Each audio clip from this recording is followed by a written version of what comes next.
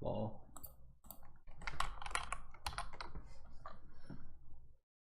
Okay, cool. This is the Sausage Sports Club weekly update. I do this every week. I do it for 4 reasons. One is I think it's a useful resource for students or new developers to learn how to make a commercial indie game, to see what you have to do every week, how you have to think, how you have to just like put in the hours every week, even if you don't feel like it.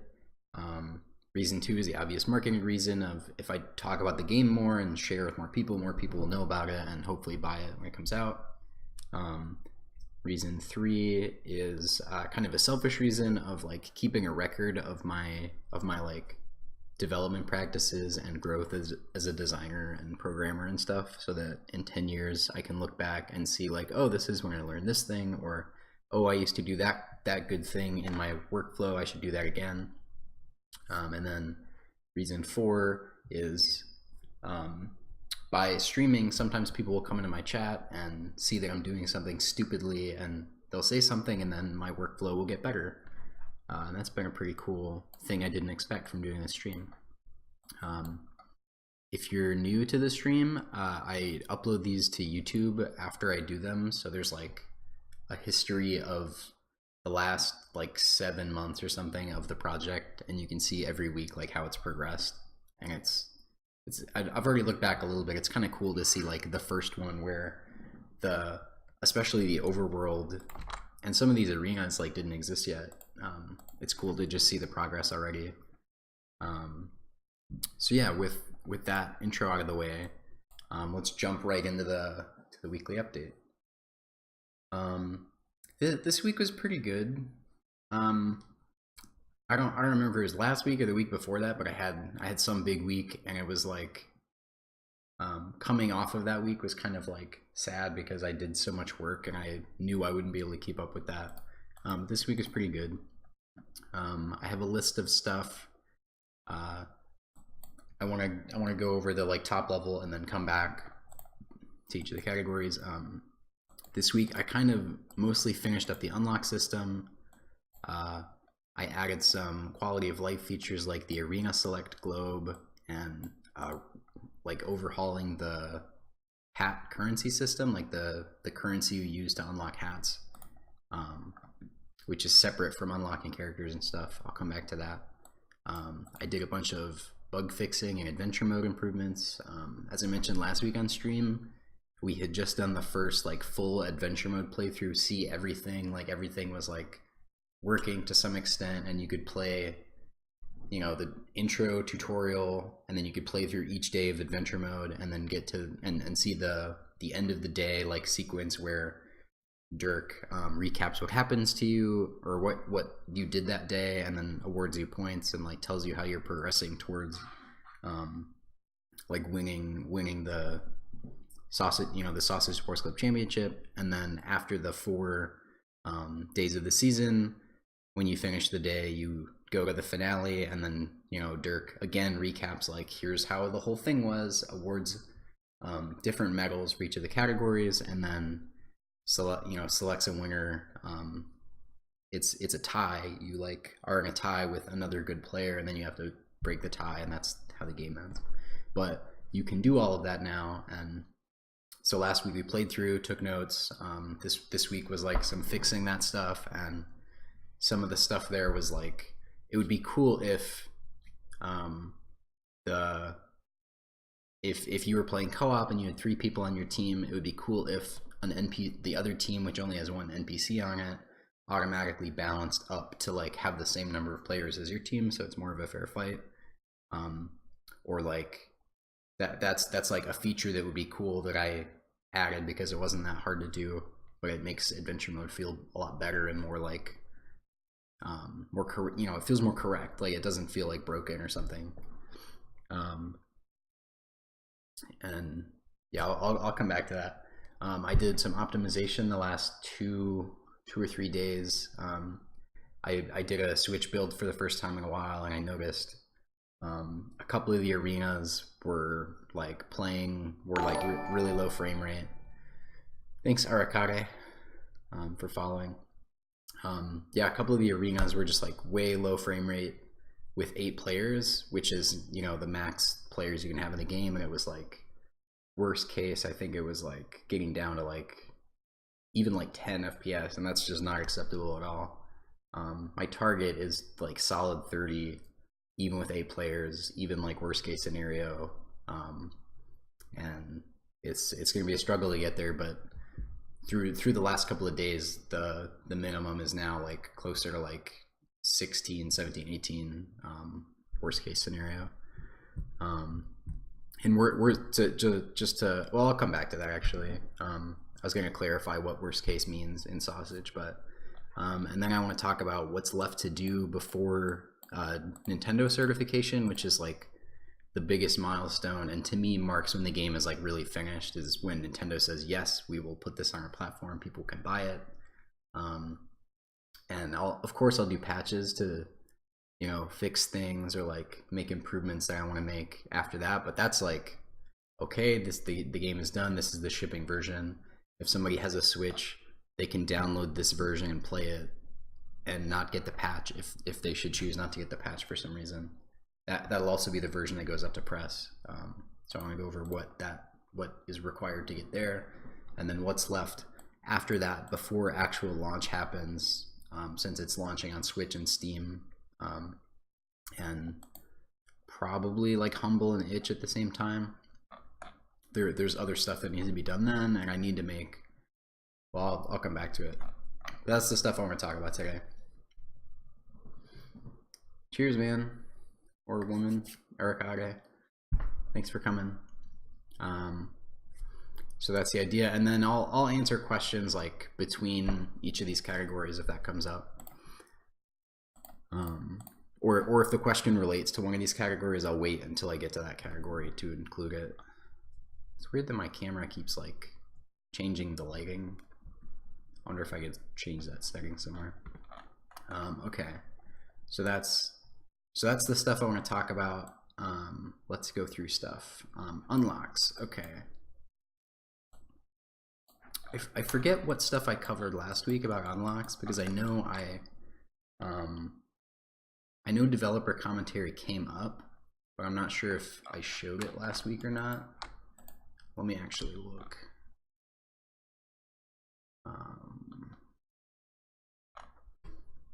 Let me do a search.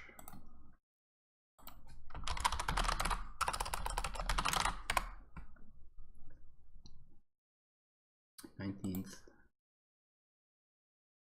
commentary bubble. Okay, so I've definitely talked about it on stream before. So as I probably mentioned before, that's the last thing you unlock in the sequence of unlocks, and then I can bring this up actually. Sure, let's just jump in.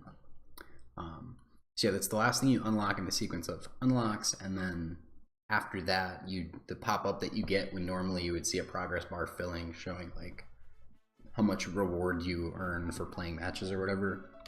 You just see progress, or you just see this box, but it says everything unlocked instead of showing a bar.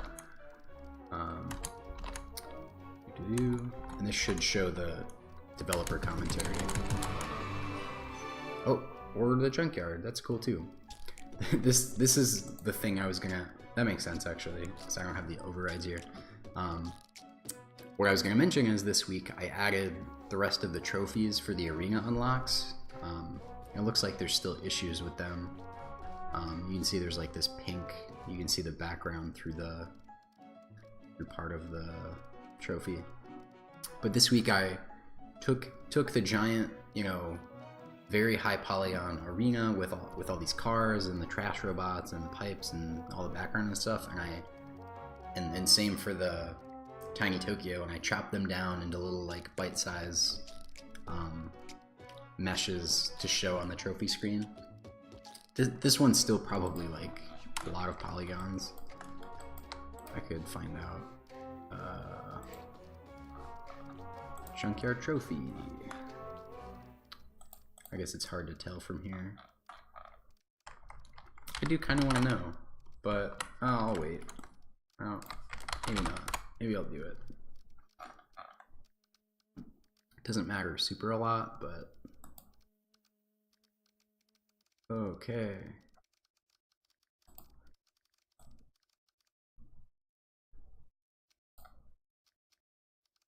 So this is like 35,000 polygons. Cool.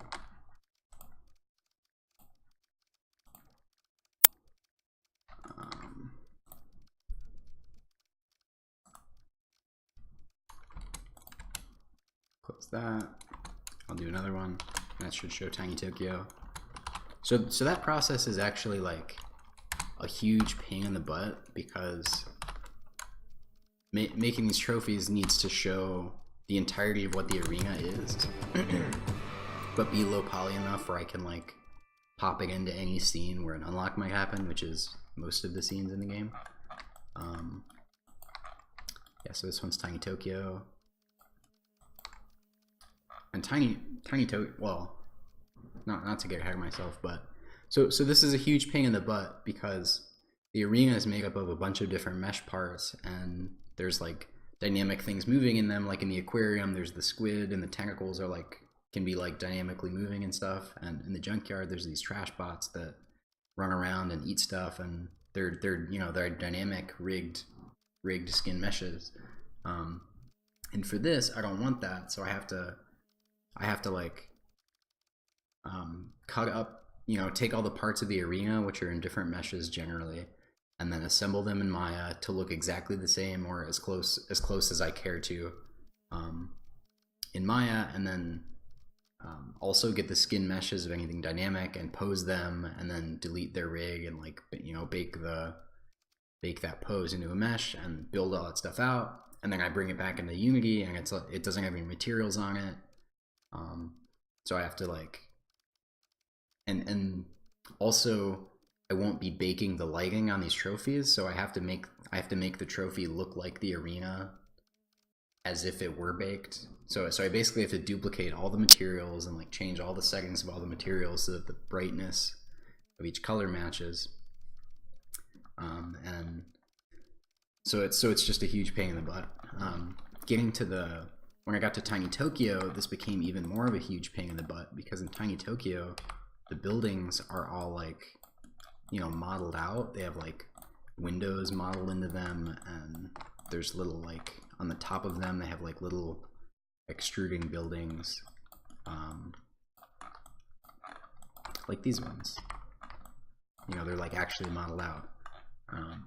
And if I were to leave all of the buildings that like high poly like detailed modeled out, each building is like, I don't know, like maybe like 300. No, I don't know what they are. Let's see.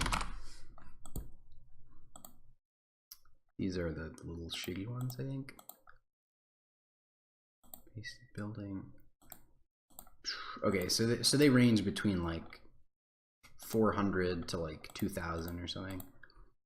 So if I were to do that with like the 50 buildings or whatever that are here, that would be like a super high polygon thing, and Unity could probably handle it, and this Switch could probably even handle it, but it's like with the even though there's like a UI background here, behind this is the arena, and the arena's that same poly count again. It might be 100,000 or more polygons, and then we add like another small version of that in front of it, and suddenly we've got like twice as much shit in the scene. So I decided I wanted to make these super simple. So there's a fun trick that went into making this just a cube. Whoops, yeah, you can see these are just cubes. And the trick is, for each building, I went through and went into orthographic mode and took from each angle, took a screenshot of the buildings, and I'll show you what that looks like. This, okay, yeah, so it looks like, fuck, it looks like this. So I just took these screenshots from each direction, and then when I made the texture, I just like selected the like gray color in the background and deleted that, and then kind of assembled this into a laid out texture for each building. Yeah, the buildings are already instanced, but there's enough of a variety of buildings, and they're there's enough variety of buildings where it still would be costly. I guess I see what you're saying though. Like they would be instanced with the ones in the scene. That would only be true in Tiny Tokyo. Like if the aquarium scene has like, I don't know, like 250 material calls or whatever, then adding this Tiny Tokyo trophy to it wouldn't instance with the aquarium scene, but it would if it was in Tiny Tokyo. So that's a good point. But I actually ended up like making an atlas of these. So the buildings are grouped, and I just have two atlases, one for like the red color and one for the darker, or not the darker, the like more orange, low saturation color. And yeah, so that was a fun trick to work on.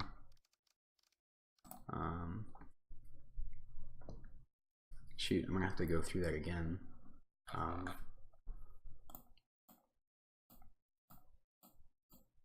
on.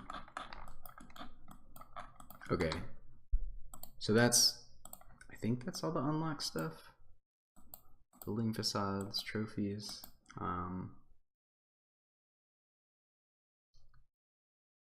And the end, I guess I'll show in the manager scene what that end screen looks like. Not that it's that interesting.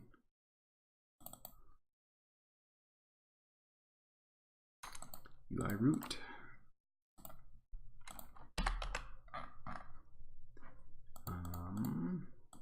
Where are we at? Unlock. Reward? No. Progress, that's the one. So there's this guy. Boom. Yeah, so it's just like, that's what comes up instead of the progress bar. And I'm still a little bit torn on whether it's better to show that, like to show the everything unlocked, or just not ever show the progress bar again at all and just like automatically skip that section. Because it's the thing I'm worried about, and the reason I chose to show everything unlocked every time, is if I let's say I play it, unlock the last thing, and I'm like, okay, I'm gonna go hang out with my friends or like go to work or whatever, and I leave and then I come back and I've forgotten that I unlocked everything, then when I get to that point, I'm not gonna see any kind of feedback that everything's unlocked. I'm just gonna it's just gonna feel like I am not being rewarded or something. So I'd rather them be like, oh, I did it, like remember that they did it already or something. It's kind of an arbitrary choice, honestly. Okay, so Arena Select Globe, was that really this week? It feels like it was.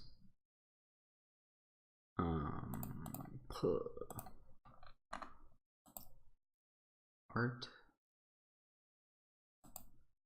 I guess it was this week.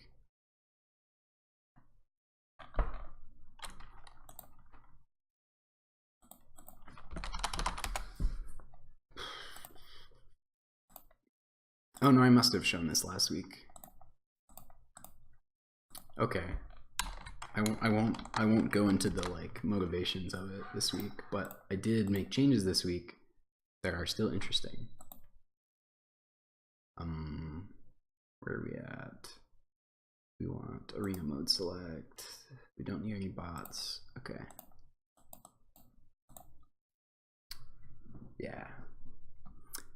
Yeah, so there's this globe. It lets you in quick play like jump between different arenas.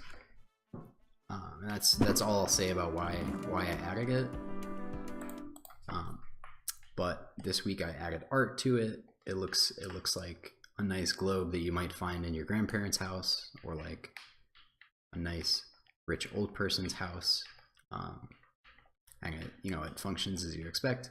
But when I implemented it and added the art, I was instantly like, oh man, I really want to like knock that thing around with my face, like this, like I'm doing here. And I tried that and it didn't work. And I immediately looked into it and I was like, this is weird. Like why wouldn't I be able to hit this with my face and like spin it around? And I realized that the player's like neck and head didn't have any friction on them. So no matter what the thing was that you were hitting, unless in code I'm saying like if I collided with something, like add force to it, it wouldn't be affected by my face, other than like the like, a rigid body pushing another rigid body. It would never have angular force applied to it as a result of friction, basically. And so I saw that and I was like, what the heck? Like, why did I do that? And then I kind of was like digging back in the history of the project of like, and my fuzzy memory of like why things are the way they are. And I can show this actually.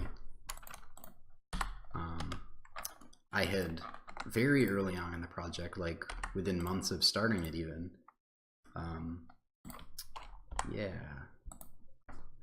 ran into this bug where if I run into a wall, I would stick to it just like this, and I could just stick on the wall as long as I wanted to, and I would never fall off as long as I didn't like let go of my controller or whatever.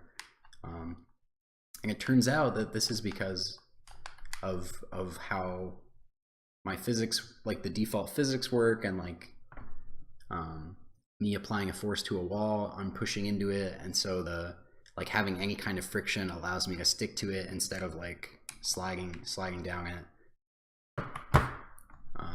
And so I added a physics material that has 0 friction on it and takes the minimum friction when two things run into each other.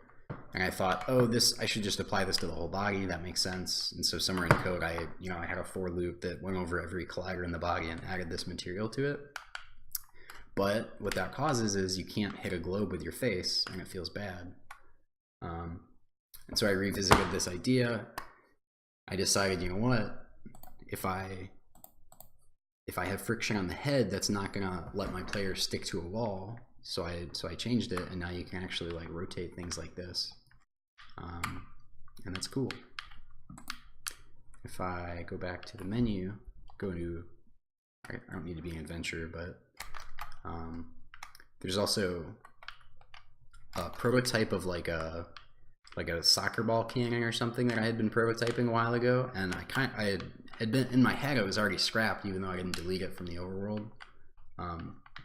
And I had not liked it because pushing it with my face felt super bad, and I didn't know why. And you basically had to run like into this weird crevice to like push it, and it just felt really wrong and bad, and I didn't realize why. But once I added this friction back and I had fixed the head, I immediately was like, oh, this is the problem with the cannon. Like, this is why the cannon wasn't fun. And I came back, and of course it was like immediately fun to use, and you can hit it as you expect. I still don't know if it's going to be fun to use. The idea is that there would be a button on the top of it, and you would stomp to shoot a cannonball or a soccer ball or whatever. And so you could hit players with it, or there might be like, the idea was that it would be on the end of the dock, and there would be like targets out in the water that you could hit with the cannonball gun to get coins or points or something.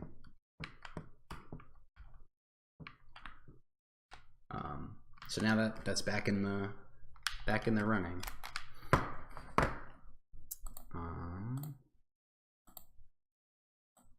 Yeah.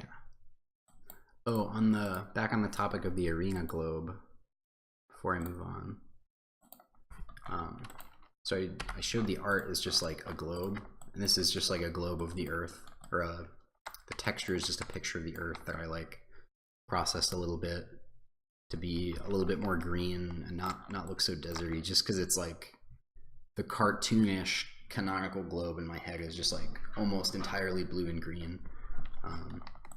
But when I was making this, I realized it would be cool if when you go to it and you like select the arena you want to go into, it would show on the globe, like the globe would like turn and show you which arena you were looking at. And I tried that and it didn't really feel good. Like, you don't care about the globe necessarily when the thing is open, but it was cool for me to look at the globe and have to like canonically decide where the arenas are on Earth.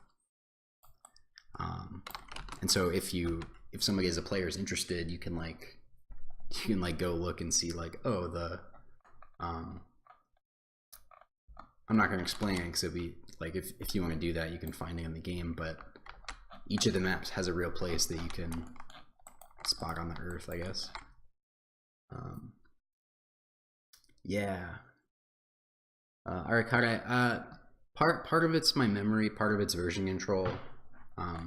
For that specific instance, I looked at the player's body collider and saw that there was, or I looked at their neck collider and was like, why is there no friction on this? And then I saw that it had the player body physics material that I'd made, and then I remembered like, oh, I added that at the start of the project to take friction away, and then I took it off and saw that I stuck to the wall.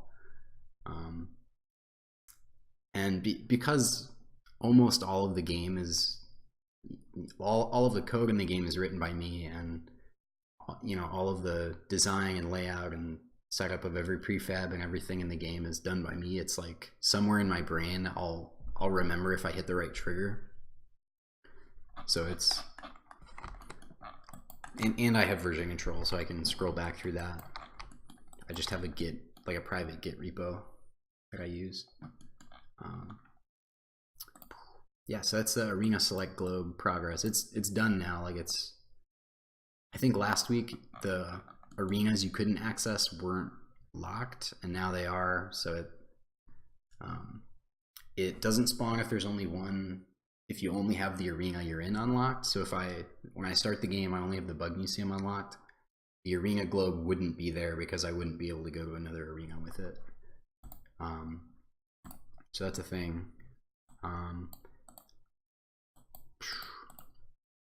Yeah, hat currency. That's the next topic. Let's go to the adventure mode. I probably talked on stream about how I didn't like the previous iteration of the hat unlock progress thing. I'll show you what it is now. Boom. I need the audio too. Boom. So any time in the game you do something cool, like if you win a match or complete a tutorial or find some really cool physics toy that also kind of is a game, like the tetherball pole or the swing set, if there's a goal to be accomplished, you'll basically be rewarded with hat tokens every time. With tetherball, if you wrap the ball all the way up, or with the swing set, if you swing the swing over the top of the swing set, you get some coins. And previously it was this economy was you would unlock, by doing that you would get progress towards a single hat token. Like I would finish the tetherball pole, like swing it up and it would wrap, and then a meter would come up that says 0 to 100%, and it would fill up some arbitrary percentage amount. And if you filled it all the way up, then you would get hat token in the pause menu. Like, this is still fucked up, but this would say like present times 1, and that would be like, you can now go get a hat token, or you can now go unlock a hat. And it was, people didn't know what it was unclear. The progress percent meter was just like, what is this? Like, I don't know why it's a percentage. I don't know how how what I'm doing relates to like filling some percent amount. It was kind of weird. And as you unlock more hats, it would take longer for that meter to fill, and it was like, what's going on there? So it was like problematic in a lot of ways.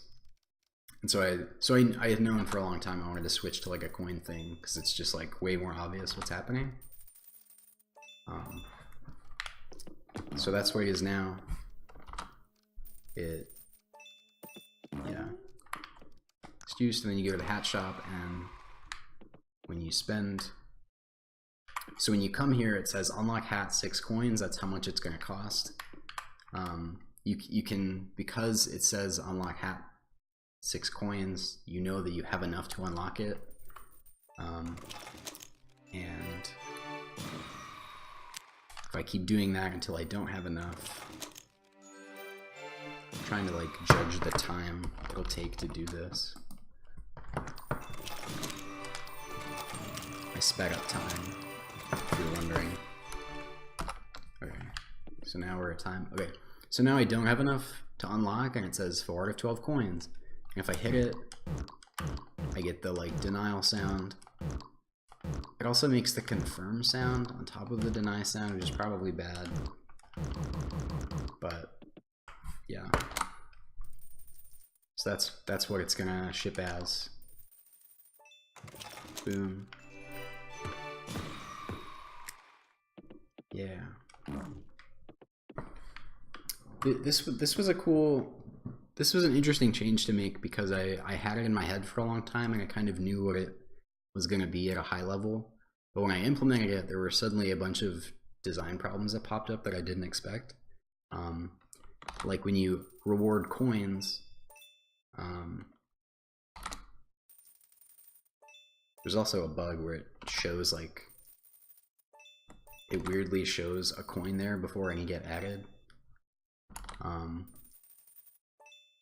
But yeah, there were a bunch of weird design issues of like, when you are awarded coins, I want to know how many coins I'm getting in this chunk, and I want to know how many coins I have total, and I want feedback of like each coin being added just because it feels good. So like somewhere I thought in my like brain version of this before I had anything implemented that I would want to show like just that I'm being rewarded with 10 coins, but that didn't account for like where I'm seeing my total somewhere. So I'm still a little bit annoyed that it doesn't show plus 10 here anywhere. But I don't have a good solution for it yet. And another design problem is when you get to the hat token thing, it needs to show some kind of text that shows that you either do or don't have enough to unlock something. Let me get back down to not having enough.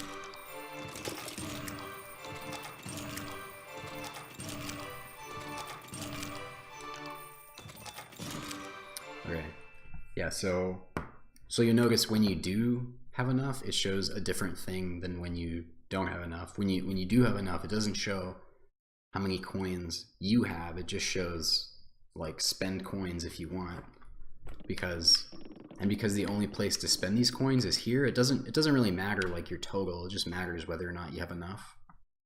But when you don't have enough, it does matter how many you have, because you need to know how many more you need to get before you can do it.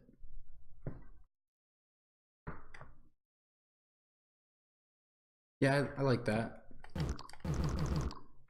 So that was kind of a weird, unexpected design problem. Wow. There was also an issue of when I'm losing coins. Whoops.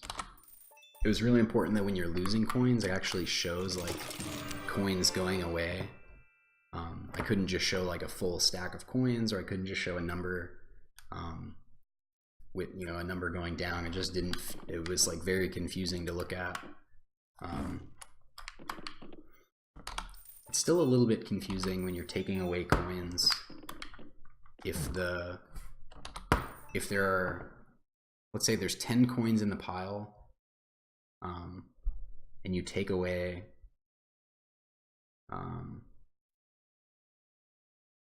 how do I explain this? Oh, sorry, if you have 5 coins and you take away 5 coins, the hat pile doesn't show, doesn't necessarily go down to 0 coins, because the hat pile, or the pile of coins, has more than 5 at the start, and it's kind of just like a canned animation. It's not. Yeah, I mean it is procedural, but it's not procedural to that extent where it would only show that you had 5 coins. Basically, I don't get too deep into this, but the point I'm trying to make is that there are a bunch of weird UX problems with this system that I had been like baking in my brain for a long time, and until I had it in the game and like playable, I couldn't recognize those UX problems because it was just like an intangible thing in my brain. Yeah, but it's still a lot better than the previous version was, I will say. I need to fix the pause menu UI to actually match the new system. Okay, bug fixing and adventure improvements. There are a lot more of these than I want to talk about. I think I did this week. I'm still playing with this. I'm not sure if the game will ship this way, but the camera, there's a problem with the camera where very often you'll get into a camera zone where the camera is supposed to be in one place, but between the place it is and the place it's supposed to be, it has to go through a wall, basically.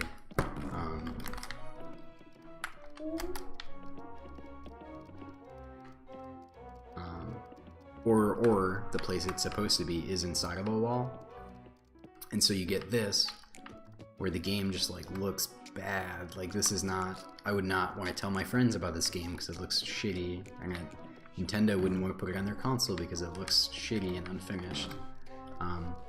So my solution to that I'm playing with is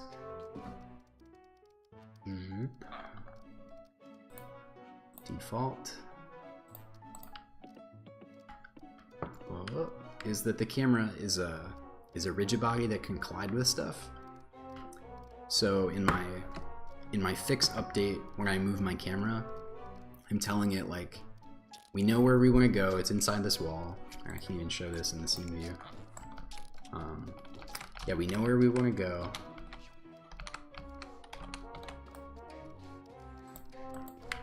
I guess it doesn't show the target position. That's kind of weird. Oh no, it does. Here we go.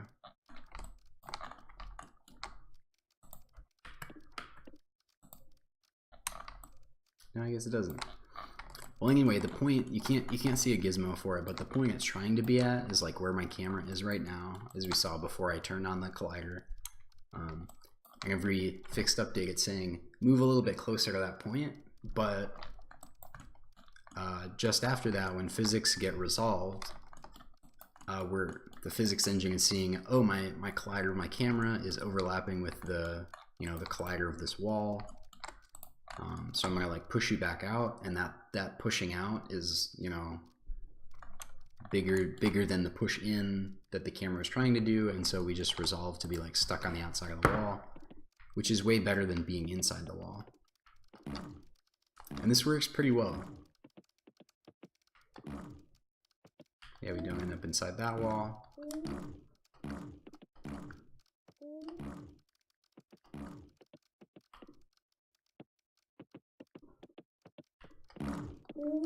This one's pretty good. Problem with this new camera system, and this is the thing I'm still playing with, is if I run past something that's has a physics collider on it, but is in between me and where I'm needing to go, rather than like off to the side like a wall, then the camera gets stuck on it like that, and that feels like even more broken than going inside the wall. Yes. Ooh, this is good. Yeah, so that kind of thing can still happen, and it feels really wrong. I haven't found any issues that like don't eventually resolve themselves like those do.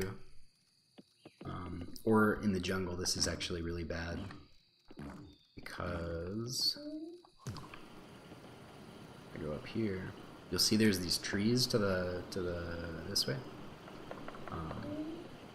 If I try to move through the trees, the camera just kind of like janks around to get past them. So this is something I'm still trying to figure out. I think the solution is probably going to end up being that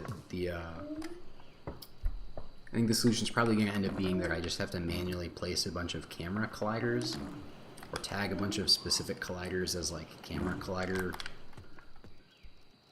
whatever's. So like this, in this situation, the camera wouldn't actually be colliding with the wall here. It would probably actually be colliding with some like a bunch of box colliders that I placed that like very closely resemble this collider. And so I would have to just go through, and Bryce, the QA person who's been doing a great job of reporting bugs and helping me make the game not shitty and broken. Bryce would probably just go through and play and then take a screenshot of every place where the camera could get inside of a wall or whatever. Oh yeah, there's the tether ball doing the thing. So they would screenshot every spot, and then I would have to go to that spot and say, okay, like what kind of colliders do I need here to fix this? And then I would just have to do that, you know, as many times as we can do iterations before the game ships.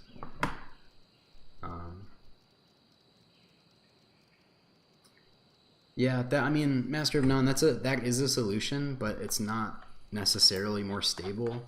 I think trusting physics to resolve properly is more stable. And I'm gonna do that shape cast, and then I'm gonna have to like move my camera in some other direction. And if I move into another wall, that's like just as unstable as it was before.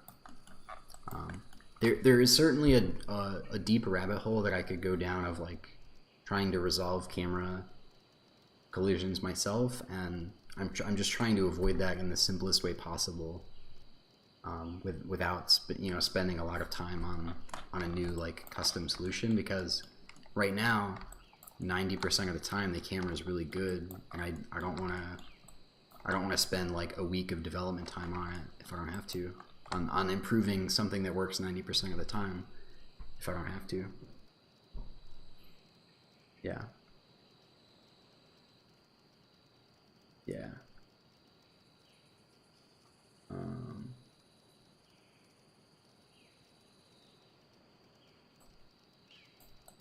Yeah, Nilo FE, I think I answered your question.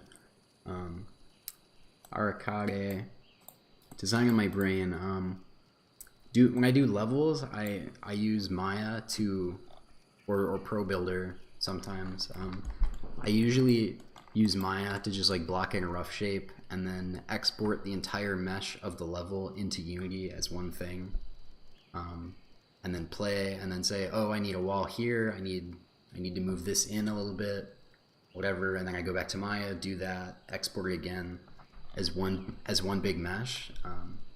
And it might be like multiple, it might have multiple sub meshes or like objects or whatever, but I export it as one object, so that it's just a simple back and forth. And then in Unity I have a script, I don't know what it's called, auto collision setup maybe.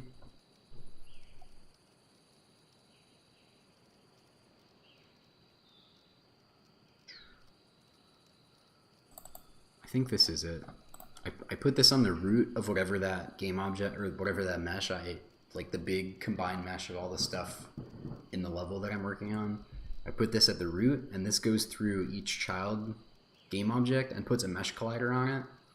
And this is like not suitable to ship in a game because you're gonna have a bunch of like random mesh colliders, or you probably don't need them. But when I'm prototyping a level, I don't want to think about colliders. I don't want to like import a level, drop my player on it, and then they fall through the ground, or they go over to a new rock that I just added and they fall through the rock. I just want it to all just like work as it would in the game once I'm ready for the, once I'm done setting up all the collision and stuff. So that's just my workflow. Thanks, Master of None. Yeah.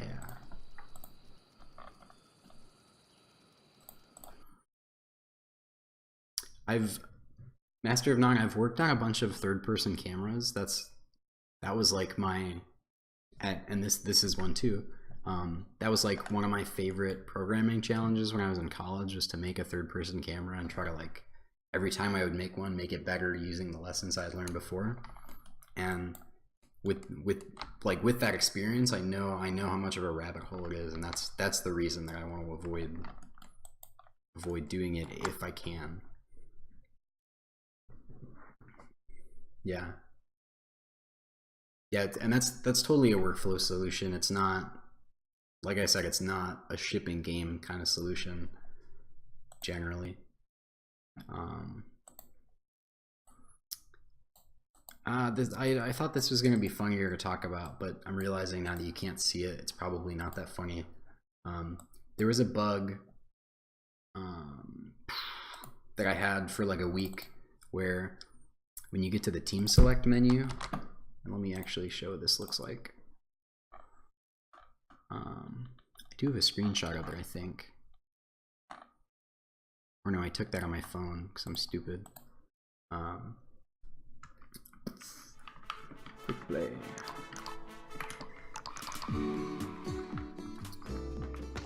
Yeah, when you get to team select in the flow of the game, when you like go to play a mode and you have to like sort your players onto teams, you do this and then you play the game, and then when you finish a match, you go back out to mode select, pick another mode, or maybe you go to another arena and then pick another mode. But I had this bug where you would do this, and then when you would come back to the screen, the tokens and cursors wouldn't be deleted from the previous time that you were on the screen. So eventually, after playing, like, if you're playing with 8 players and you played 10 matches, there would be 80 tokens on the screen, and you could still pick up any of them and move them around, and there would be 10 tokens or 10 cursors, sorry, and they would all still be responding to the input of the same user. And it was very silly. But it is fixed now. There's definitely more stuff I fixed in adventure mode, but I just don't want to like go down that rabbit hole of talking about those because it's a lot of minutia. And there's kind of a lot of stuff still to talk about. So optimization is a big topic on these streams. Every time I do that, every time I optimize, it becomes a big topic of the stream. And the last few days, I've been, like I said, I've been optimizing the Tiny Tokyo level especially, and also the aquarium level a little bit. I'll hit play just so you can see what this is in case you're not familiar.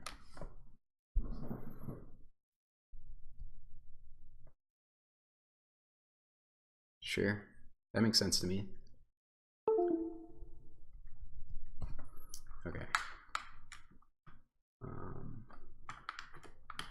Yeah, so in this level, Tiny Tokyo, you run into buildings and they break apart, and each of the parts of the buildings is a physics object. And each of those physics objects on a piece of a building has several box colliders set up to match as well as possible the shape of that chunk of the building. And the number of colliders that make up each chunk ranges between 2 and I think 5, which is kind of a lot. So at its worst, with the like, maybe there's 30, 40 destructible buildings, and they each split into 2 or 3 pieces. It can be like 80 active rigid bodies, and then times between 2 and 5 colliders each. So let's say 3, so like 240 colliders, all resolving against each other and all resolving against the maybe like 8 colliders per player times 8, so 64. So 64 times 240 buildings, plus there's like the mesh collider that makes up the ground, plus there's the colliders of the train, Plus there's the collider of this big building, and it just becomes like a huge clusterfuck of physics. And there's also the vehicles on the ground that can all, I think now I've since optimized so they don't resolve with the building pieces, but there's just a lot going on in this scene. Thanks, Arcade.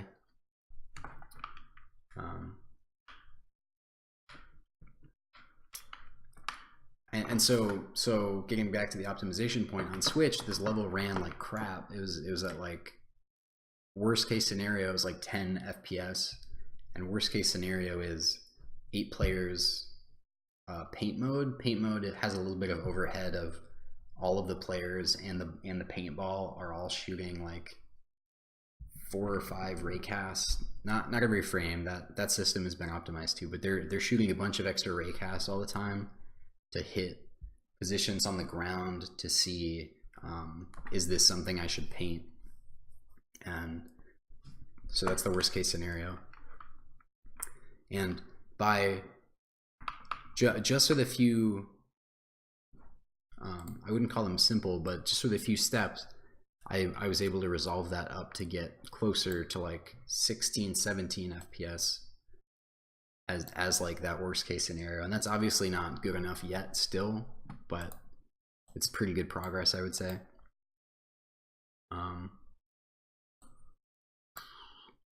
So I wrote a blog post about this, which I'll link in chat. If you follow my Twitter, you probably have seen this.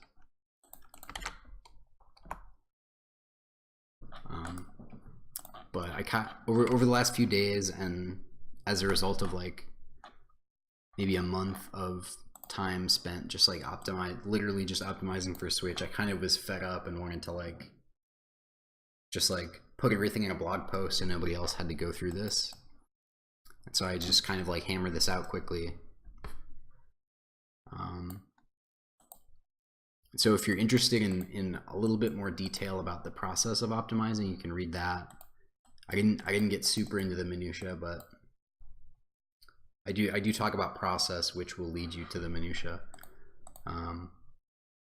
So talking about optimizing Tiny Tokyo, it was mostly just physics. I did the back of the napkin math of like how many colliders are resolving, and that's kind of that wasn't even the worst part of the issues. Like the actual problem where I was getting such a low frame rate was happening because I had a lot of triggers in the scene that are just like big and were just like set on bad layers, so that they were colliding with many more things than they were supposed to. One example of this, oh good, these trains are overlapping. One example of this is on the top. It's kind of a clusterfuck. Let me get the train out of there. Okay, one example is these trains on the top of the top of the train car. They have this trigger collider that they basically wait for players or actors like a ball, or if there was like crabs in this level, they wait for an actor to be on top of them, and then every physics or every fix update, when they get moved by the train manager, they move whatever thing was in that trigger with them. So it's like a character is riding the train or a ball is riding the train. In the case of the train, it's mostly just players. Oh, that's interesting. This is on the wrong layer. Looks like some of my changes didn't get carried over. Or no, it is dynamic sensor. Okay. But basically, like I found these I wrote this tool to print all of the triggers in my scene, and went through each one by one and said, okay, why is this a trigger? Why does it need to be a trigger? What is it able to collide with? Welcome, Jojo Hallbrook. Welcome. Yeah, so I went through each of these triggers in the scene. The tool just prints. Let's clear that. It's utility, print triggers. So it literally just iterates over every single collider in the scene, and if it's a trigger, print it and give me a clickable link so that I can just like see in the scene where this thing is. And so I started going through, doing every single one, and I'd click on it and say, okay, what is its layer? Previously this was, I believe it was dynamic detail, which overlaps with most things in the scene. A dynamic detail is like an object, like a physics object that can collide with collision or players or other dynamic details, or the default layer, or a bunch of stuff. And it was on that, and these spawn triggers are not like crazy huge, but they are checking for collision. They are resolving against every collider in the scene. And you can see here that this one is like inside of this building. So that would always be giving a contact. That's stupid. And here's another one that's inside of a building, so always giving a contact. I think that one's narrowly not inside the building.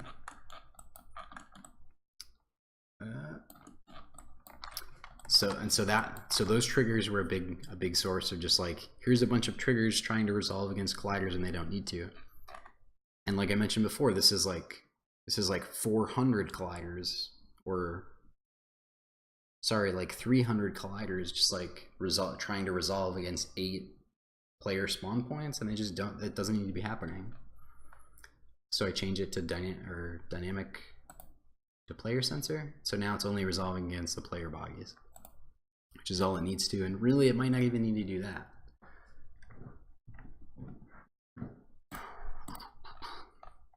So I keep clicking.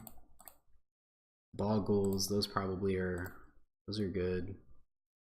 Those just need to sense the ball.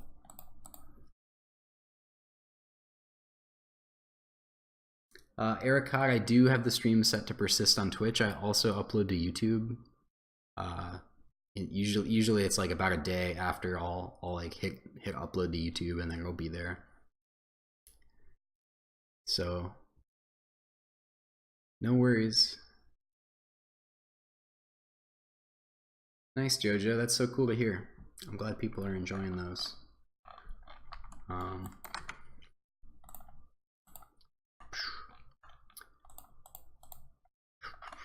Yeah, so I just kept clicking through these, and I found the player spawners, and I found the train triggers. I think I'm actually gonna make these just collide with players, because it's not super important that they do what they do. That's not right. What the hell?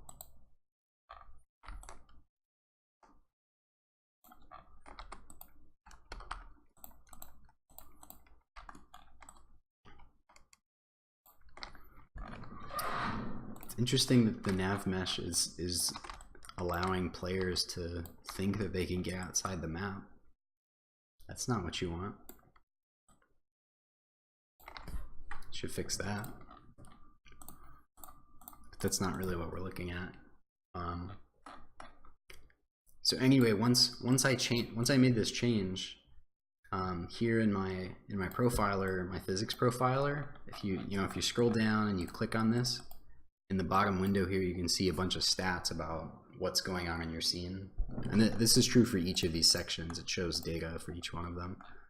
But in physics, which is what we're looking at, you can see all these stats, and the big one that I noticed when I was profiling performance is my trigger overlaps was like 250 or something ridiculous, and there's just no reason for that to be true.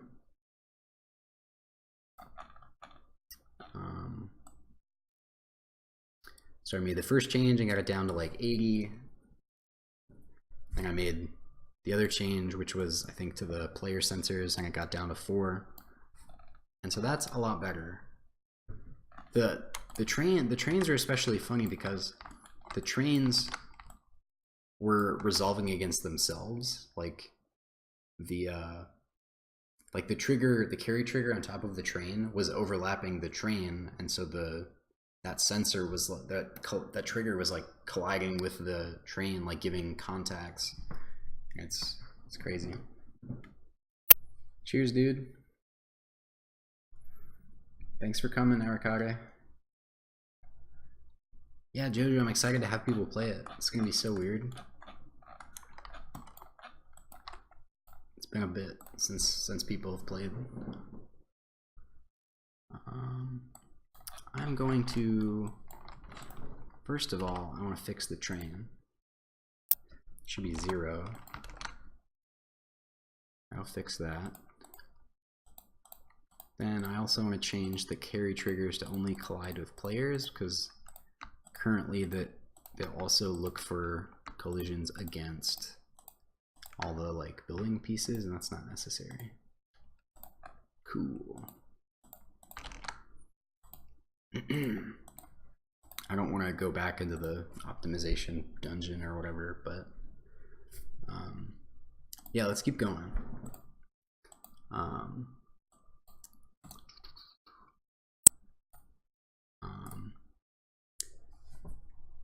Something else I mentioned in that blog post is that setting position and rotation is very costly in Unity, because when you set the position of an object, all the way up to the root of that transform and all the way down across that whole thing, Unity like tells all of those transforms to update based on whatever you just set. So if one of my players, for example, has 100 transforms, you know, in the children of his root, if I update any part of that, all of those things need to be notified and like moved or updated or whatever. And that becomes an expensive operation the more things you move. And so that's why it's really expensive. The same is true for rotation. If it's local position or local rotation, I believe you only go down, like you only have to update the things beneath you in that hierarchy. And it also doesn't, yeah, that's all I'll say on that. And so in my code there, I went through again and I noticed there are a few places where I'm setting position and rotation, but the rotation or position that I'm setting may not actually be significantly different from what it was before, and I wasn't doing any check to make sure that before I do this expensive, like potentially like 0.2 milliseconds, like fifth of a millisecond operation, before I do that, let me check, should, you know, do I need to do this? Is it actually different? And so I can, you know, you can just skip. And it's kind of an expensive check to check, is this vector the same as that other vector? Is this quaternion the same as that quaternion? But it's not as expensive as setting a position or setting a rotation. So that was something I discovered and was able to pepper in a bunch of places this week. Input controls caching. This is a big one that's based on the recent change to add input rebinding. And let me jump in just to show that again, okay, since people seem to be new today. Jojo Hallbrook, my favorite Sausage Sports Club member is currently Bonbon. I'm just the most happy with how that character's mesh turned out. I don't think Bonbon is in this scene right now. I'll show Bonbon in a second, but let me show this options menu thing first. So in the settings menu of Sausage, you can rebind keys, and you won't be able to like detect that my controls have changed through the stream, but basically I just flipped the jump buttons for the dash buttons. The way that I made this change in code is that each player's save holds a dictionary of, here's like a player action, and then here's an input type. So like on the player action side, it's like here's jump, dash, move my head left, move my head right, move my head forward, move my head back. And then on the right side, it's like A button, X button, left stick left, left stick, or sorry, right stick left, right stick right, right stick up, right stick down. Those are the matches. And if you change that, if you rebind, you could say jump is now set to the Y button instead of the X button, or the A button instead of the X button, or the left or the right stick right instead of the X button, or instead of the A button. And that's cool, but with my bad implementation of it, let me actually show this. Where are we at here? Player manual input.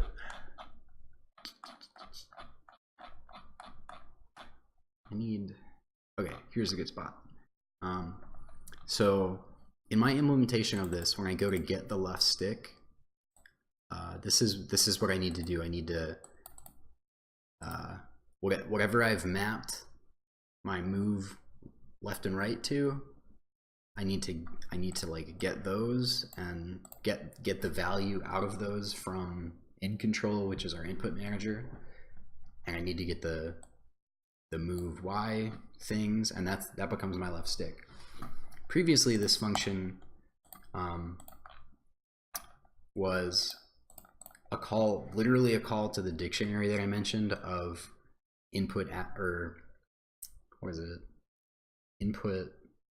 Player action to input. So in this call, I would do a dictionary call to get action type to player input, and then I would dig deeper into this get control.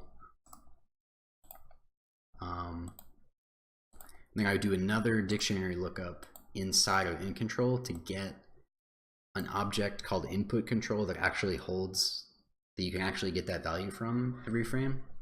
And so every time anywhere in code, I need to check what is the left stick, what is the right stick, what is the jump button, what is the value this frame of the left stick or the jump button or the dash button or whatever. I had to do 2 dictionary lookups, and in the instances of the sticks, I had to do here's 4 times I call that function, so 2 for each of those, so 8. And that's every time I use the get left stick or the get right stick function, I do 8 dictionary lookups. And this is used in a bunch of places in code. Sometimes it's used more than once in a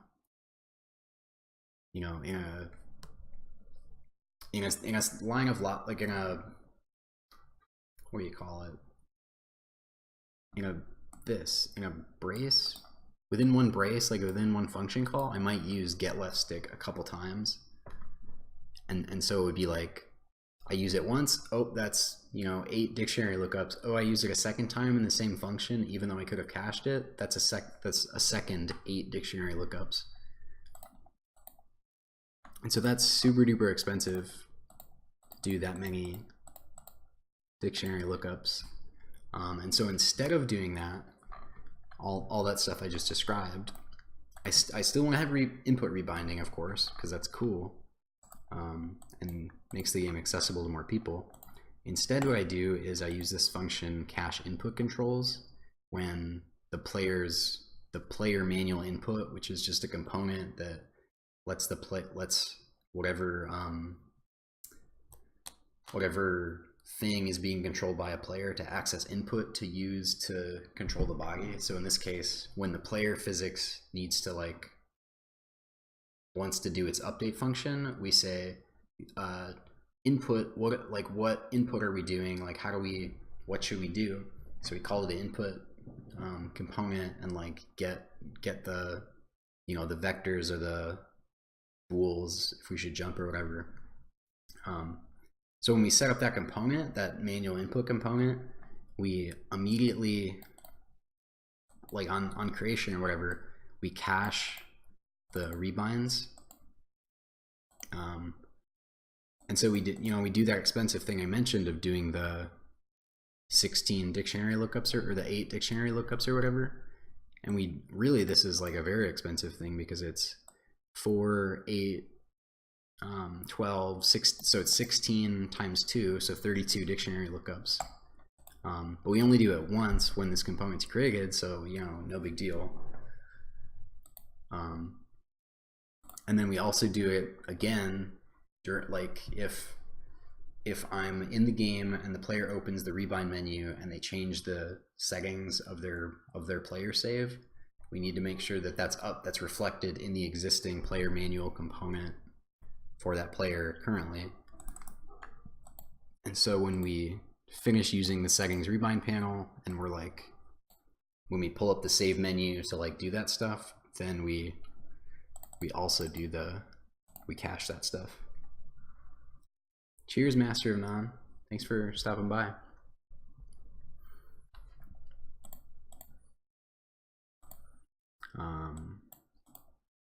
So yeah, that was a big optimization. As soon as I implemented input rebinding, I knew that was gonna, like, as soon as I played the game on Switch, I was like, oh, this runs like crap, what's going on? And it was that, of course. Another thing I did,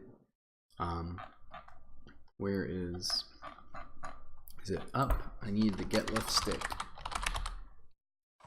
Player manual input. Okay. So an additional step I took, rather than even having to calculate this vector and check if we're doing a flip stick and transforming it to be relative to the camera and normalizing it, every time this function gets called, which could be multiple times per frame, instead of letting all that calculation happen again, I check, has a frame passed since we've used this? If it has, I'll allow you to do the calculation. Otherwise, we're just gonna like give you whatever we gave you last time. So that's a pretty huge optimization, since this stuff is pretty not normalizing, but converting to camera input space is pretty expensive. And this is an embarrassing function, and it's like totally not the way you should do this, but my way of doing it is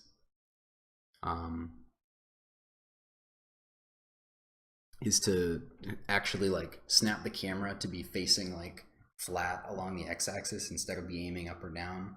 I like actually snap the camera. And really I should save, I'm not going to do this now because I would have to like test it and everything, but what I should do is get the rotation from the camera and then just go based on that instead of actually changing the camera. So, or I guess transforming the direction would be harder in that situation. But yeah, I'm going to leave this bad math in the game since it only happens once per frame, per character, per player. And really only per human player, so only up to 8 times per frame. Okay, so that's some optimization stuff. There's that. I already linked the blog post. Yeah, I feel like it's often like pretty boring to talk about optimization on stream because it's literally just like, I'm gonna change a line of code or I'm gonna change a couple checkboxes in Unity, and then I wait 8 minutes on a build, and then I get to the right part of the game, and then I hit profile, and then I just wait and see if anything's changed. And sometimes it doesn't. Like half the time it doesn't improve anything.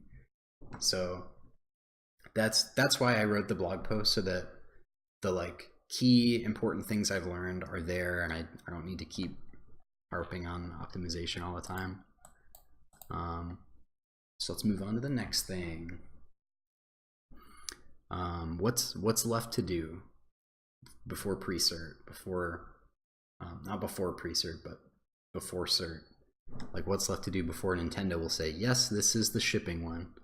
I need to do, and part of me telling you this stuff is to motivate myself to do it.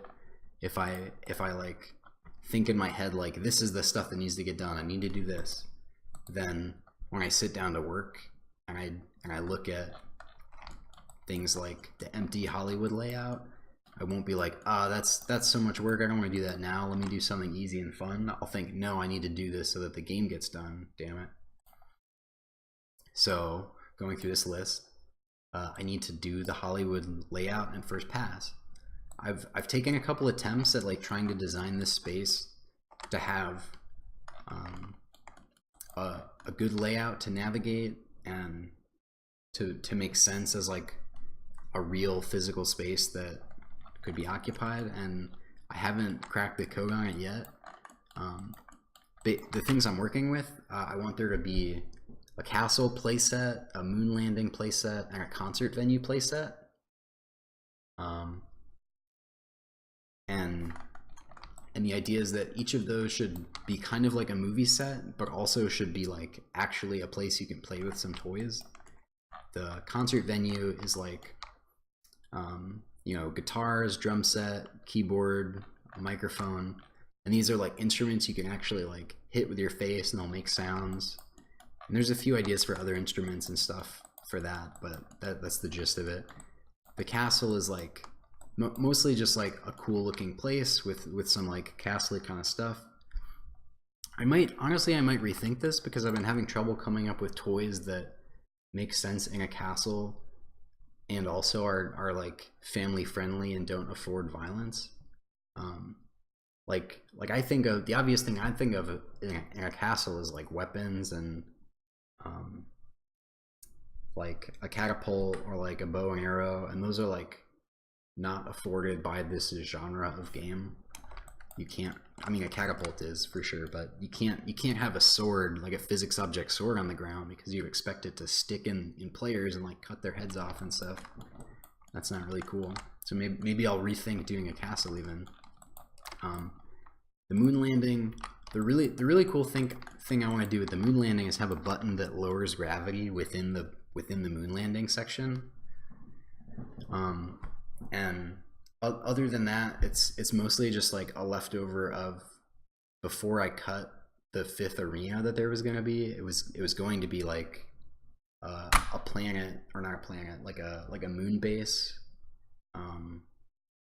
basically like a mine on the moon where like these giant drills are like drilling into the moon in the background, and they were like asteroids like crashing into the arena as you were playing, and gravity was lowered in the whole map. Potentially, to have gravity be lowered in that map, you have to hit a button or like some event would trigger. But I cut that because the game is getting too big. I wanted to finish it sooner rather than later. So that's what that is. And I already said the concert thing. And then this is the entrance to Tiny Tokyo. And obviously it wouldn't be like a cylinder with a cone thing on it, but I'm not really sure what that would be exactly. So basically the next day of work for me is just going to be like, okay, I need to fucking figure out what this area is, and laying it out and modeling stuff and trying things out and just figuring it out, because it is the bottleneck of the game. Like, the game can't be done until the overworld is done, and the overworld can't be done until this section is done. And the other one, which is the next thing on the list, is the hub front.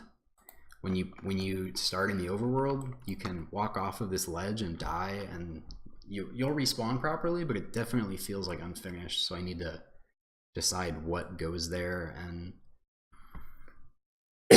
should the camera be able to look in that direction while you're talking to some NPC or something, there needs to be something there so that it's not just the blue void that it is now. So those two are kind of, I think of them as interconnected.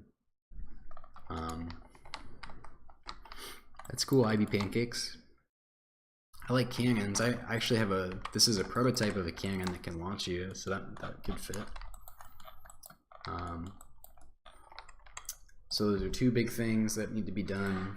I think those and the toys are the biggest three things, or two things, I guess. I could say like finish the overworld layout and like first pass art or whatever is like one, and then the other one is the toys. but I'll get to toys in a second. Overworld collision is like you saw in Tiny Tokyo. There's kind of this like big green wall around the level, which is to contain players and like make sure they don't do things they're not supposed to, or like get themselves out of the map and go die or whatever. In the overworld, I don't have one of these yet, but it actually is like very important to gating progress in the game, because as you play through adventure mode, each day in the adventure, one of these like gates disappears. So after the tutorial, you unlock the jungle. After the first day, you unlock the sea, and then the desert, and then the Hollywood, whatever that ends up being. But currently, you can also just like run and jump over this rock wall and like go into the desert on the first day, or into the sea on the first day, and you can like go over this rock wall into the desert, and that's just like not, the game doesn't work if that was allowed. Basically, you have to like feel a sense of reward and accomplishment between each of the season days to be motivated to keep going forward. And if I don't block you from going to the later sections of the overworld, that doesn't happen. So I need to use Pro Builder to lay out like big collision walls to keep players where they're supposed to be. Which will be a little sad, because it's kind of fun that it's like fully open now, but it's gotta happen. So that's another big thing. I have it on my board, I have a board full of post-it notes like off screen over here, and it says 0.5 days up there, but that's a full lie. It's probably gonna take like a day and a half, 2 days, literally just to lay out that collision and make sure it's not fucked up. Okay, overworld toys. If you don't already know, the idea of the overworld is that each of the arena, or each of the biomes, is filled with like physics toys and fun stuff to play with, and basically like all of this stuff, what I'm hoping and trying to do. Thanks, Jojo, for the host.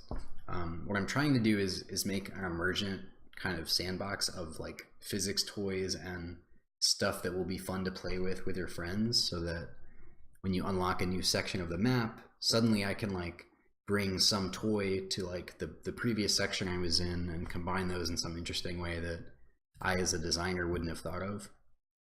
And a lot of those toys are still ideas on paper, and thus have design issues like I talked about earlier with the coin unlock, like the hat unlock coin system or whatever. Until I make it and put it in the game and play with it, I can't foresee like if it will be super fun, or if there's problems with it, or if it's like out of scope of the game. So I think that's even the biggest one over the layout of the overworld that we need to get done. And I have a list of a lot of these, and I brainstorm them before bed, like what the toys could be. So there's a lot of ideas there. Adventure fixes and improvements. That's going to be an ongoing fight until the day of ship, I think. Why does it always wash me out? There we go.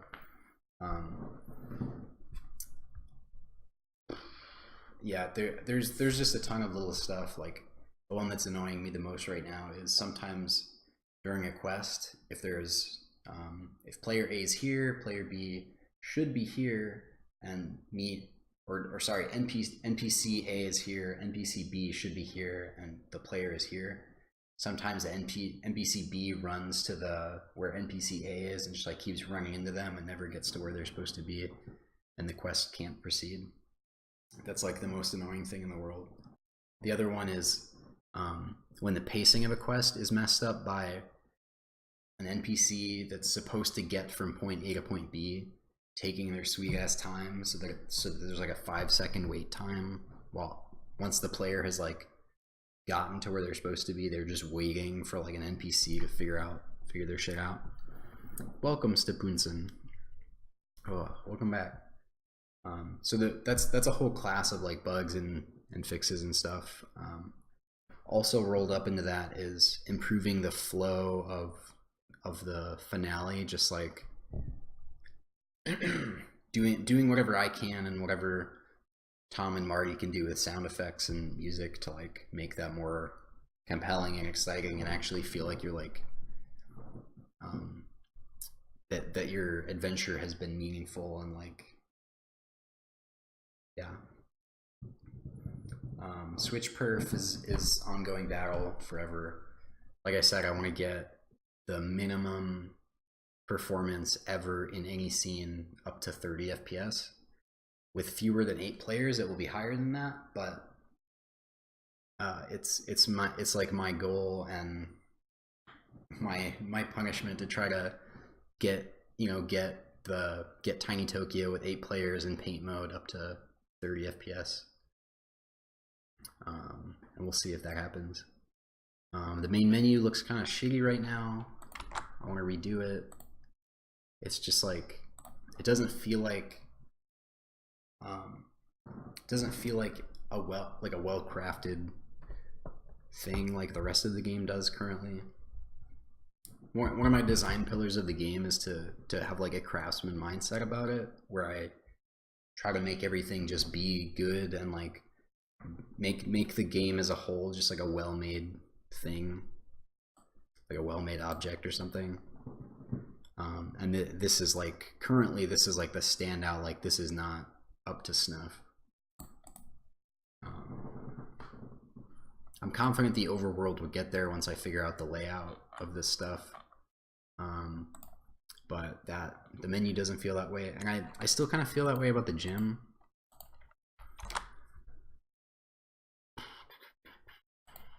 The gym. Oof.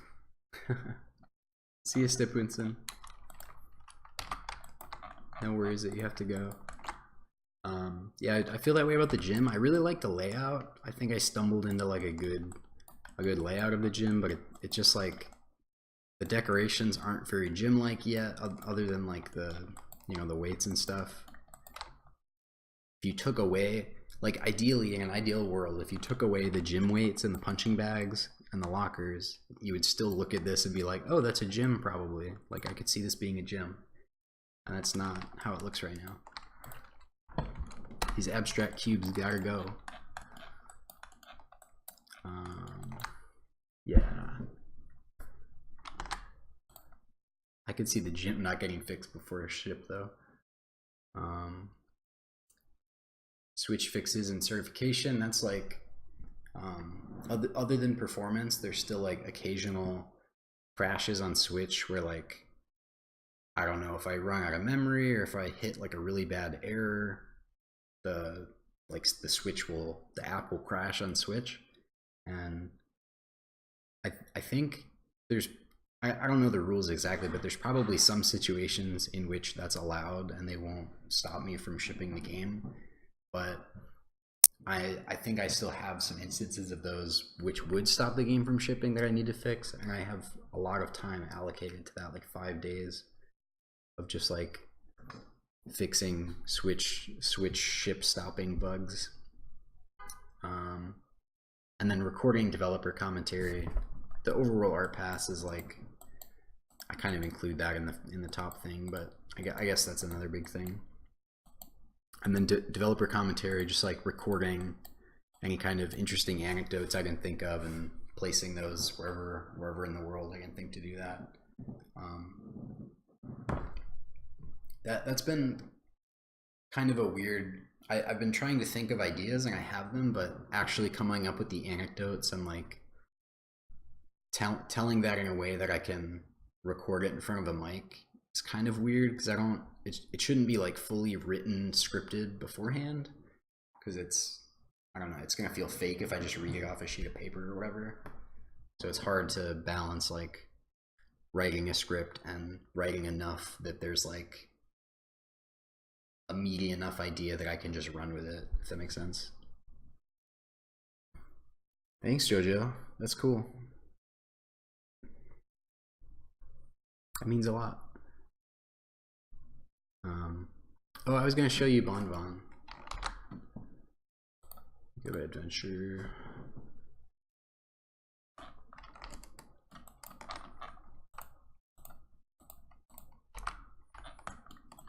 Bonbon is a flamingo.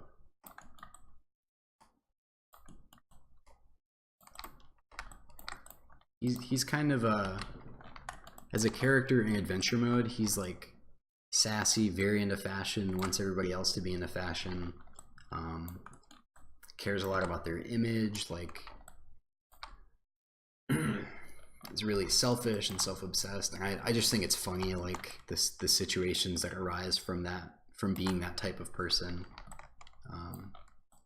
So he was also one of the last character models that I made, so I just think it turned out like one of the best character models.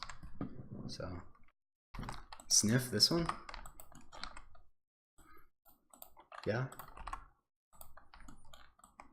I like the tongue. I think it turned out pretty well. It's not one of my favorites, but yeah.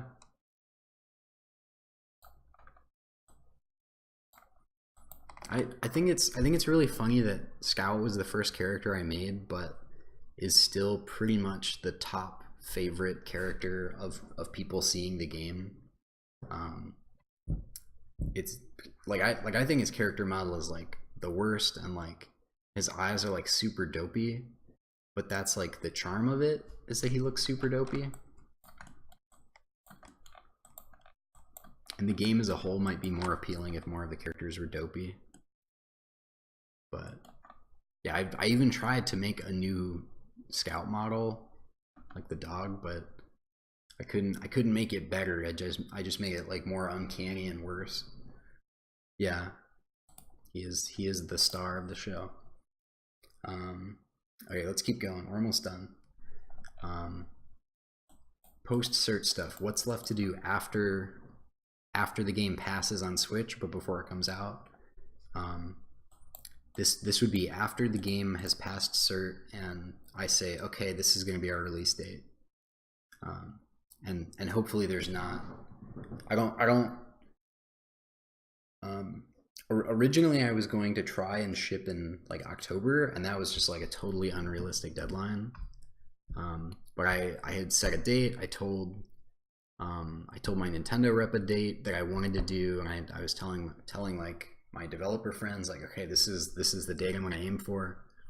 And I got some like scoffs, but mostly they were like, all right, do it, like make it happen. And it was just like totally unreasonable. The game was like way over scope for that to happen. And the thing I wasn't accounting for in that schedule is that you will have ideas that fail. Like you will like the coin thing, like the hat unlock coin thing. You'll have an idea in your head and you're like, this is obviously the perfect thing. This is going to fix the game. This is going to be exactly what I need.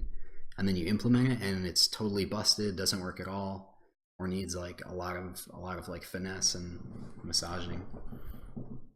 And that happened several times in a row with things I would have needed to be perfect the first time for ship to happen then. And so it's just like, the point of that story is, I don't want to set a date internally or otherwise and then, you know, not be able to give the game the massaging it needs to be good. And so that's why I haven't announced a release date, haven't been saying anything about when I want the game to come out to anybody. I'm just like taking my time and trying to make the game good. And yeah. So post cert, after the game is past cert, I need to do store page assets, which is like on a web portal. Nintendo has you like set what images you want to be as your Switch icon, and what image you want to be as like the header when you search Sausage Sports Club on Switch and you go to that page, and all the like text and videos and pictures and stuff when you open on the eShop and you go to the Sausage Sports Club page. I need to make a trailer that announces the release date, and hopefully one that can balance showing off adventure mode and what that means, and also maintains the like local multiplayer thing. I need to do Steam features like achievements and cloud saves and those cards, trading cards. I don't remember what they're called. all that Steam stuff. Marketing assets of like stuff for the press kit that you would hope that press would use if they write an article about the game, but really they'll just Google Sausage Sports Club and use the first picture, which will be like 2 years old. But you still gotta try. Marketing assets also include like box art. That's kind of in the store page assets thing, I guess.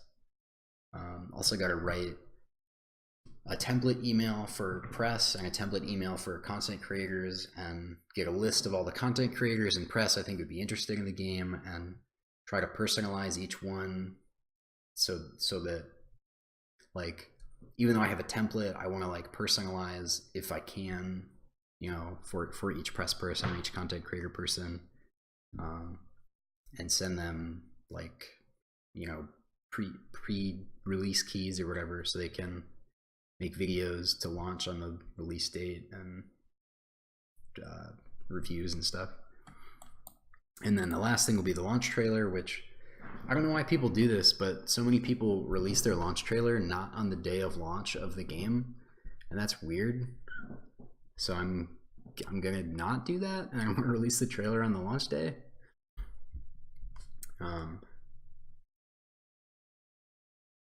So that's all of the things.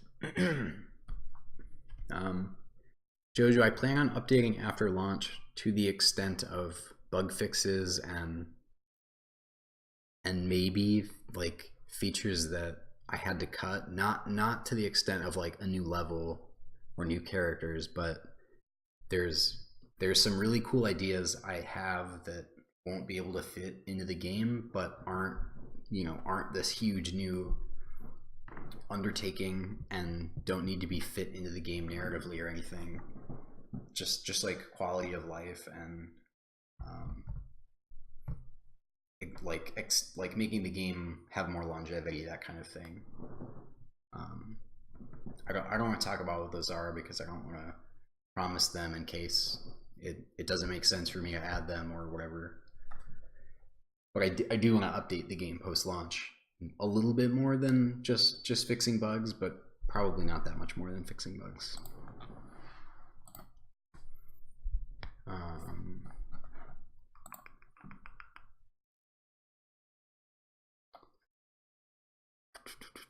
Okay, that's everything that was on my list, and it's only been hour 45, so it's not bad.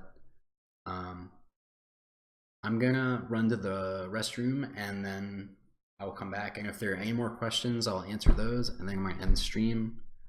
I'm gonna play video games tonight with my friend, and they've been waiting a while already, so yeah, I'll be right back.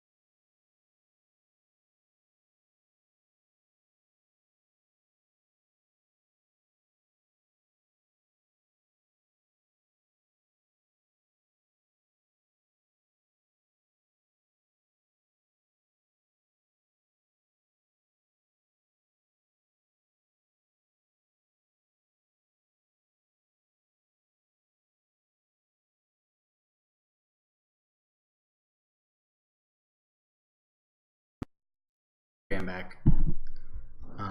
Omnibus is from the game on Steam called Omnibus. I will link that because Omnibus rules. Omnibus. Yeah, let's look at the trailer of Omnibus. So Omnibus is a game on Steam. If you don't know, I went to school in Chicago at DePaul and lived there for a few years after, doing contract work and stuff as an indie developer and working on Sausage Sports Club.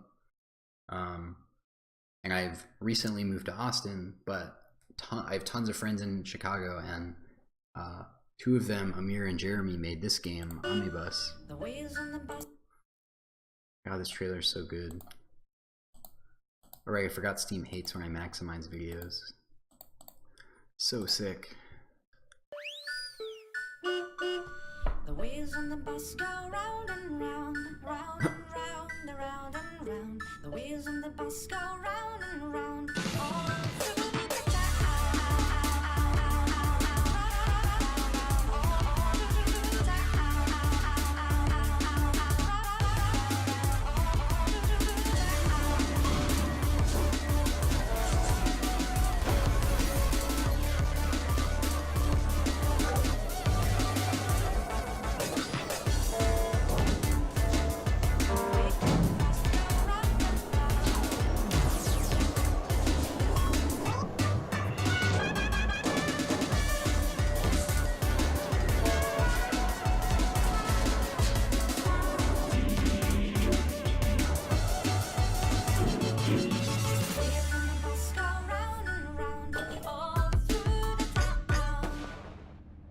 Yeah.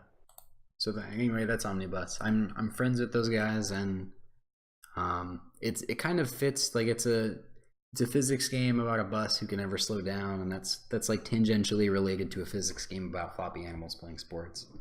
So it made sense as an Easter egg. That's why that's in there. Yeah. I don't know if you mean furries as in like furries or as in furry animals, because I don't think of them as furries like the, I don't even know what you call it, like the furry fandom or whatever. I'm not a furry, and I don't consider this game to be a furry game, but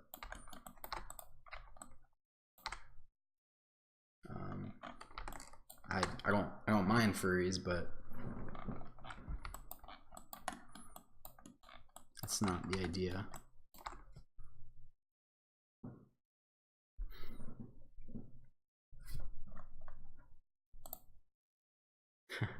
Sure.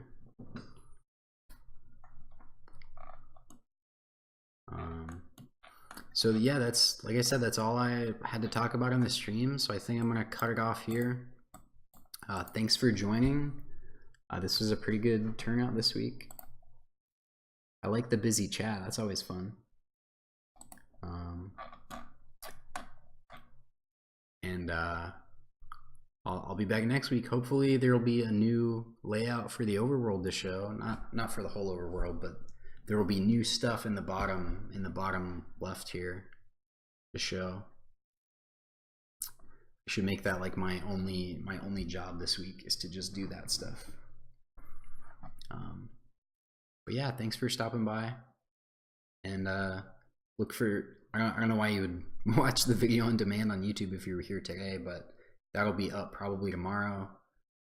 So check that out if you're interested, and thanks for coming. See ya.